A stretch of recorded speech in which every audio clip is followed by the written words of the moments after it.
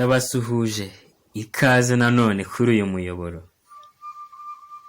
Waba warigeze ubwirwa ko wishyura inka ya Nyangara? Waba kandi warumvise abana bo mu rugo cyangwa bo mu baturanyi babwirwa ko bishyura inka ya Nyangara? Byabaga bimeze bite? Ese byagenze bite kugira ngo iyi mvugo igirwe itetu mu Kinyarwanda cya buri munsi? Uyu mugani bawuca iyo babonye umwana cyangwa ndetse n'umugore urizwa n'ubusa kanga guhora, nibwo bavuga ngo arishyura inka ya Nyangara. Wakomotse kuri Nyangara w'ikibirizi mu mayaga n'abana b'imutende mu Nduga, ahayinga umwaka w'1700. Uwo mugabo Nyangara yariho ku ngoma ya Yuhi Mazimpaka. Uyu akaba yarabaye umwami w'u Rwanda guhera mu mwaka w'1642 akageza mu w'1675 nk'uko tubikesha Musenyeri Alexis Kagame mu gitabo yise Un abrégé de l'histoire yanditse mu mwaka w'1972. Reka tugaruke ku ntama yacu. Bukeye ngo mu Rwanda hatera indwara yitwa ruhaha yica inka nyinshi cyane. Nyangara abonye ko inka ze zifashwe n'iyo ndwara ya ruhaha kandi zikaba zipfa umusubirizo, akajya zigura imyenda y'amasuka, ihene n'abahinzi. Abonye hasigaye ingerere, ajya kwa Mazimpaka ku ijuru rya Kamonyi kumubikira ko inka ze zashize. Nuko Nyangara arazinduka no ku ijuru, asanga Mazimpaka yagiye kuhira inka ku ibuga rya Karimuryo, aho hakaba hagati ya Kamonyi na Gihinga. Arakomeza amusangayo, bararamukanya. Mazimpaka amubaza amahoro yo ku mayaga. Nyangara ati ntayo, inka z'amayaga zamazwe n'indwara ya ruhaha. Mazimpaka ati si amayaga masa, nino nuko. Amwereka inka ye y'indatwa yitwaga Nyagahoza, ati nturebe uko imeze? Nyangara ati koko imeze nabi, kandi ibaye kuriya ntibigikize. Yungamo ati kandi nanjye nari naje kukubikira ko inka zanjye zashize, sigaye nipfumbase. Baruhira, inka zikutse bajyana imuhira. Bakiri mu nzira, Nyangara aramubwira ati nazinduye no kukubikira inka zawe, none ejo nzataha njye guhamba izasigaye. Nduzi ko ari uguhamba kuko zitakibona abazigura. Mu gitondo aje gusezera, asanga ya nka Nyagahoza yapfuye. Mazimpaka yiyunamiriye mu kababaro kayo, maze niko gutinya kumusezeraho arasiba. Ubwo Mazimpaka ahamagara Bambogo, abaha Nyagahoza barayibaga, bajyana inyama ngo bazamwishyura abahinzi. Nyagahoza imaze kugurwa, Nyangara abona gusezera, ati ndagiye ndamira iby'iwanjye bicika, asubira iwe Kibirizi. Agezeyo asanga inka ye y'imbyeyi yapfuye. Arayibungira mu banyamayaga, arayanga kuko bari barahaze inyama z'inka zishwe na ruhaha. Inyama arazibika. Bukeye abona abana benshi baturutse Mutende wa Gasoro bajya gusenya inkwi.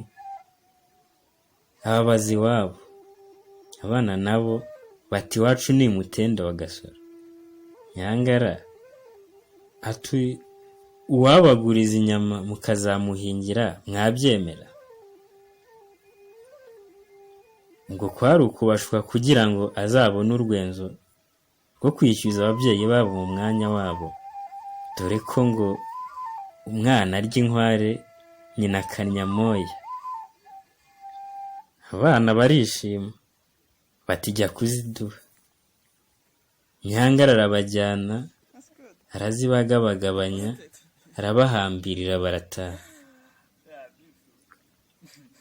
Bageze iwabo ababyeyi babo bababaza aho bavanye inyama. Abana bati tuzigurijwe na Nyangara w'ikibirizi ngo tuzamuhingire. Iwabo bati muzamuhingira buryo ki ko mutaramenya guhinga? Ariko boyayo bararya biracwedeka. Ngo haceho iminsi Nyangara agiye mutende kubaririza iwabo w'abo bana ngo bamwishyure. Aragenda arabaririza, arahamenya, arababona, arabateranya ndetse aranabishyuza. Base bati ngabo bajyana ubaha amasuka baguhingire. Abana bumvise base babatanze ngo bajye guhingira Nyangara, baraturika bararira. Nyangara ariko arabashorera, bagenda barira inzira yose bagera ikibirizi bahogoye.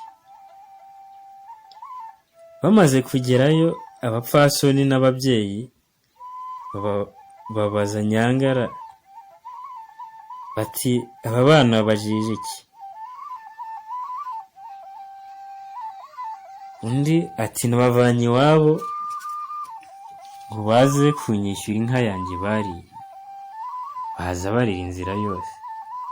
Ababyeyi baramutwara bati bareke bagende, ibyo ni ubugome.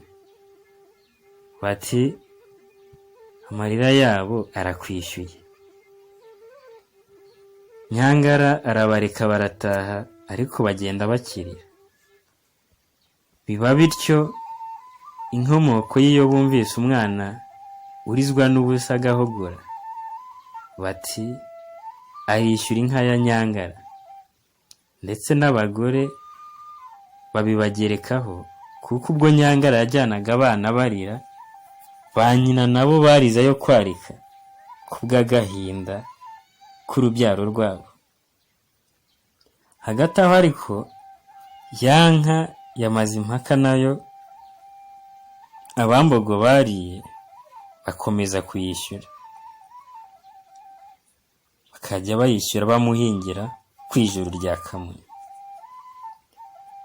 Amaze no gutanga bahashyira urugo rw'umuterekero, rukabamo umuja, abambogo bakamuhingira.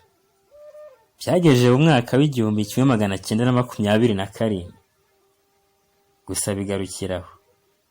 Umuja Nyangore wari muri urwo rugo rw'umuterekero wamaze impaka, amaze kurongorwa n'umuhungu witwa Kabarisa w'umumarangara bitewe n'ubukirisitu.